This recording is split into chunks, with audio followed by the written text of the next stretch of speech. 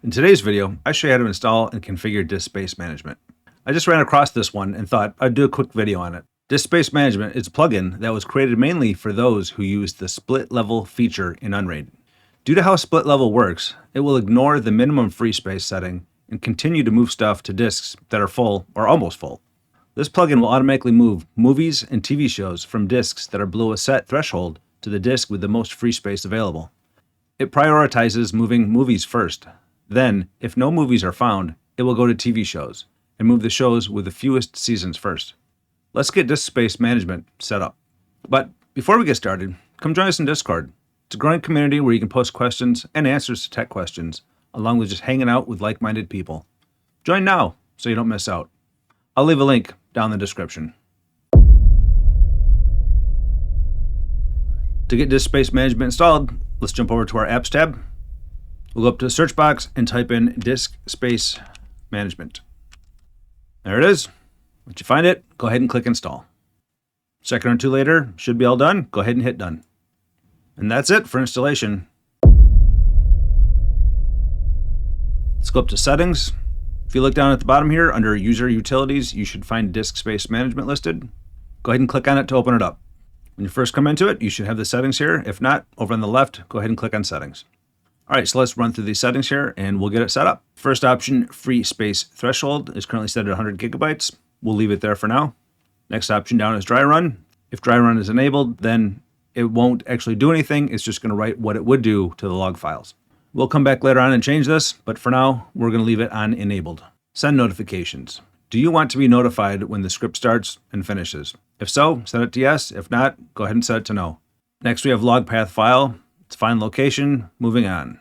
Next, we have movie library paths. This will set your movie library location or locations, and it's a comma separated value. For me, I'm using the trash guides folder structure, and that is going to start with data/media/movies. And my movies are lowercase, so I'll change that to a lowercase m. If you have additional ones, you just, like I said, comma, put in the next path location. Data/media/3D, something like that. And on my demo server, I just have the one location, so I'm going to get rid of that other location. TV show library paths, same exact thing. If you're using the trash guides folder structure, then it's going to be data/media/TV. And mine is lowercase, so I'll change it to lowercase. Just to clarify here, this is the location of your share. So the first one is going to be the share name, which is data for me. Let me go show you that real quick. Open a new tab. So you can see I've got data here. If we browse to data, you'll see media listed in there. We'll go inside of that one, and then you'll see movies and TV shows. That's going to be your location. If yours is set up differently, you just set up the path in here. It's a pretty easy process.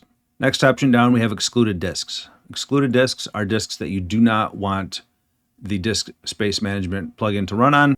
To do this, this is going to be absolute location. So it's going to be /mnt/ let's say, disk 1. Once again, comma separated. We want to ignore disk 1 and disk 4.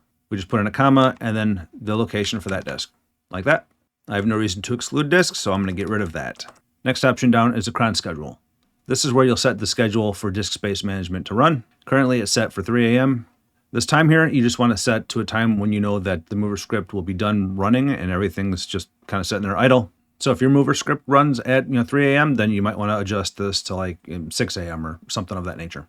And if you don't know much about cron schedules and how this expression works, then I'll leave a link down in the description to this site, but you can basically go here and this will kind of help explain how it works. And you'll see here that the minute is the first digit, hour is the second one, third one is the day of the month, fourth is going to be the month itself, and then the fifth one is going to be the day of the week. And then you can see up above, it's going to run at 3 a.m. And right below there, you can see the actual time it's going to be. So for me, this one's set to run tomorrow at 3 a.m. And then for this expression, these stars are basically placeholders. They're nothing. So if you click in this field, you can go in here and change whatever you want. If you go in here, get rid of the star, and let's make it a 3, it's going to run at 3 a.m. on Wednesday. We go back to a star on that one. We'll change this to a 3 here, and it's going to be 3 a.m. in March. And if we change this other one, let's do another 3. It's going to be on the third day of the month. So there you go. It's kind of a neat site. You can go and play with it and kind of see what different settings do what. All right, back to the plugin. I'm going to leave the schedule at 3 a.m. Once you're happy with your settings, go ahead and hit apply. And now let's run the script. Now remember, this is on the dry run, so it's not going to actually move anything. It's just going to show you what it would move. So if we hit run script now, there's the notification pops up. Now if we go to the logs, you'll see that the script started, configuration was loaded, it's validating the paths. It found the paths for movies and for TV shows, so we're good there. You see dry run is enabled and no files will be moved. And it ends with script finished, so nothing actually moved. All right, we're going to go back to the main tab here and look at the file size that we have on the disk. You'll see there's more than 100 gigs on every drive, so it's not going to run. Now, if you want to test this, let's go ahead and bump this number up a little bit. This one's got 522. That one's at 700. This is at 9. All right, so to test this, I'm going to need to bump this number up here, this 522, up to something like 600, just so we can find a disk that's below that threshold. So let's go back to the plugin. We're going to go back to settings, and we'll find disk space management, go into that. Free space threshold. We said 100 gigs wasn't enough. We're going to need to go to 600. We'll hit apply again. Settings been saved. Let's run the script now. It's running. Let's go look at the log. And there you go. Now you can see that would actually move stuff if we had this enabled at 600 gigs. All right, let's look at the results. We've got one here. Let's see, mount disk 1, media, movies, Night at the Museum from 2006. It's 1 gigabyte, and it's going to move it to disk 3 under the same name.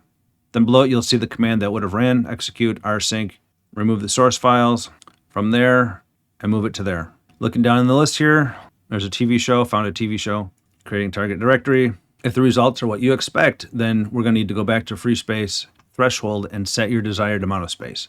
So let's go back to settings.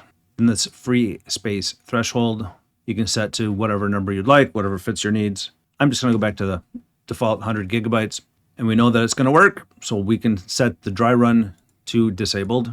Hit apply. Then you can either run the script now or just let it run at the scheduled cron time. And that's it. It's pretty easy to set up, but I think it's got a lot of power behind it. So if you found this video helpful, make sure to hit the like button and subscribe to the channel. And if you'd like to support the channel directly, consider becoming a Patreon. Patreon members get early access to my videos, and they are both ad and sponsor free. And I'll leave the link down in the description. Until then, check out one of these next. And I'll see you in that one.